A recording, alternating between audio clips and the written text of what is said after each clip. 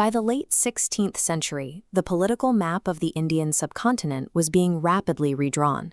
The Mughal Empire, under the command of Akbar, was aggressively expanding, absorbing nearly every independent kingdom in its path. For many local rulers, survival meant making a calculated trade. They surrendered their absolute sovereignty in exchange for vast personal wealth, guaranteed peace, and prestigious military ranks within a lavish imperial court. This arrangement created a network of vassal states.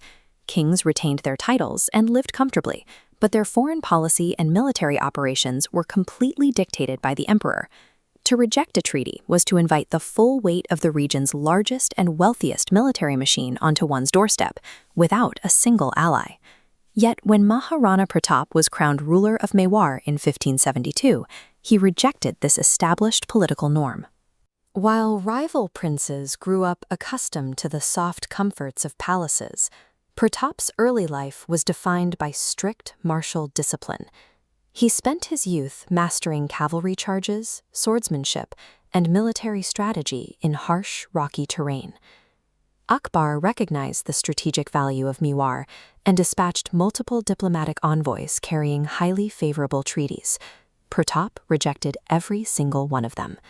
Curious, why would a ruler look at a guaranteed life of immense luxury and choose instead a path that promised extreme poverty and relentless warfare?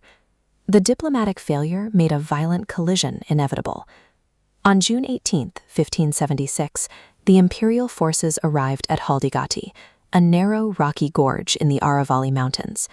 This infographic illustrates the brutal math of the conflict. A small coalition of Rajput warriors and local Bhil tribesmen is completely dwarfed by the imperial army, commanded by Mansingh. Pratap had a fraction of the men, horses, and artillery. To compensate for the severe numerical disadvantage, Pratap employed a deeply personal strategy.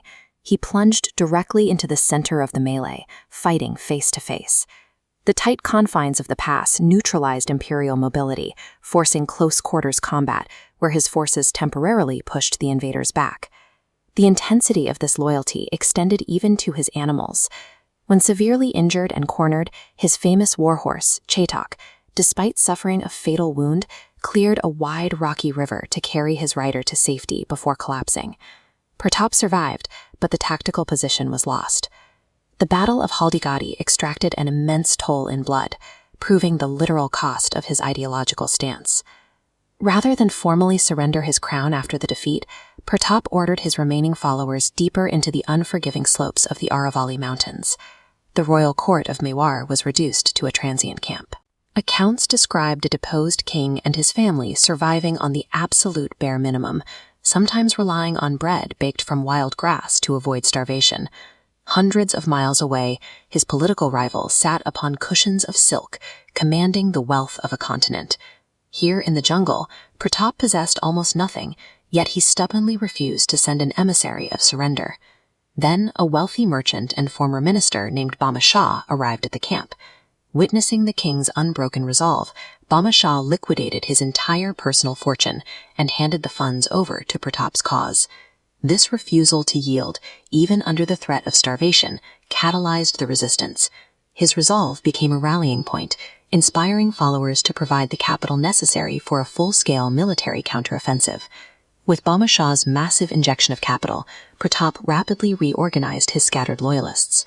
The objective shifted from mere survival to highly aggressive asymmetric warfare. This map shows his new approach. Instead of meeting the imperial army in another pitched battle, Pratap weaponized the local geography. His forces executed rapid, coordinated strikes against isolated Mughal outposts, immediately retreating into the hills and continually targeting supply chains. The attrition strategy worked. Over several years, the imperial garrisons, unable to secure their logistics, were forced to withdraw. Territory by territory, Pratap reclaimed almost the entirety of western Mewar. There was only one major tactical failure in this campaign. The ancient capital, the heavily fortified citadel of Chittorgarh, remained firmly under imperial control for the rest of his life. Yet by pairing extreme patience with guerrilla logistics, a deposed king operating out of the wilderness managed to completely outlast the resource allocation of a global superpower. Maharana Pratap died from a hunting injury in January of 1597. He passed away in a small hunting camp, but he died exactly as he had lived, an independent, unbowed sovereign. When evaluating his life, we have to look past the sheer square footage of conquered land. Akbar amassed a staggering amount of territory, but he never managed to break the will of this one specific ruler. Pratap's reign proves that a person's worth is not dictated by their material circumstances. He demonstrated that honor and conviction cannot be purchased, and that total independence demands an extraordinary, sometimes brutal sacrifice. Human history is crowded with monarchs who compromise to build grand palaces, but it rarely forgets the few who chose